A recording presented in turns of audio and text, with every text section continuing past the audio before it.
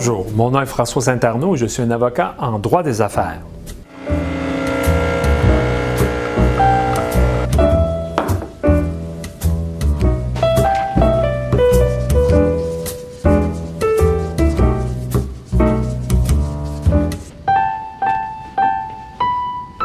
Je vous parle aujourd'hui du préavis que doit donner un employé lorsqu'il donne sa démission.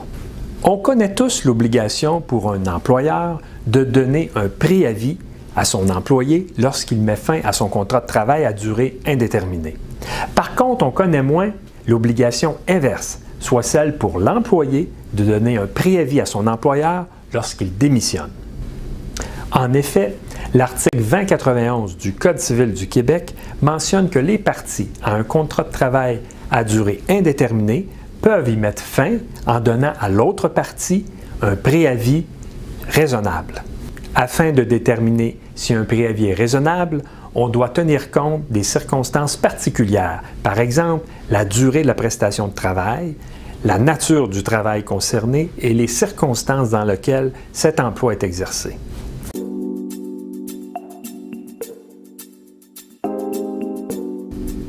La Cour supérieure a rendu récemment, en 2016, un jugement sur cette question. En effet, dans l'affaire Trafitech contre Danny Kennel, la Cour supérieure s'est penchée sur une situation impliquant la démission d'un employé cadre qui n'a pas donné de délai congé ou de préavis à son employeur. M. Kennel travaillait pour Trafitech depuis l'année 2000. Il était en charge des ventes chez Trafitech et avait sous sa responsabilité une équipe de vente. En 2012, il rencontre son patron et l'informe qu'il quitte pour aller chez un compétiteur, qu'il n'entend pas donner de préavis et qu'il emmène avec lui 3 de ses employés responsables des ventes. Évidemment, cette situation n'a pas plu à Trafitech qui a poursuivi M. Kennel, notamment pour avoir omis de donner un préavis lors de son départ. L'honorable juge Granozic de la Cour supérieure a donné raison, en bout de ligne, à Trafitech et a condamné M. Kennel à dédommager Trafitech pour avoir omis de donner un préavis de départ. En l'espèce, le tribunal a accordé 6 semaines de préavis à Trafitech.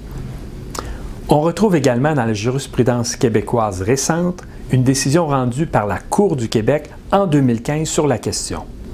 En effet, dans l'affaire Ethica Clinical Research contre Legal, M. Legal était directeur de la biométrie depuis 6 ans. En 2012, il remet à son employeur sa démission et donne 5 jours de préavis à son employeur. L'employeur lui demande alors 2 semaines supplémentaires, ce à quoi M. Legal refuse. Devant ce comportement, l'employeur poursuit en Cour du Québec M. Legal et obtient gain de cause. En effet, le tribunal considère que M. Legal, en raison de ses responsabilités, aurait dû donner un préavis de 3 semaines. On le voit donc avec ces décisions, les tribunaux peuvent parfois condamner l'employé lorsqu'il ne remet pas à l'employeur un préavis suffisant avant de quitter son emploi.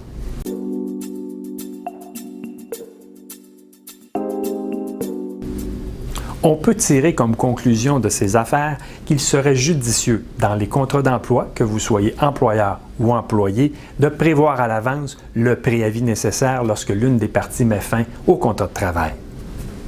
J'espère que cette capsule vous a plu et je vous invite à partager cette vidéo et à souscrire à notre chaîne YouTube. Et à bientôt!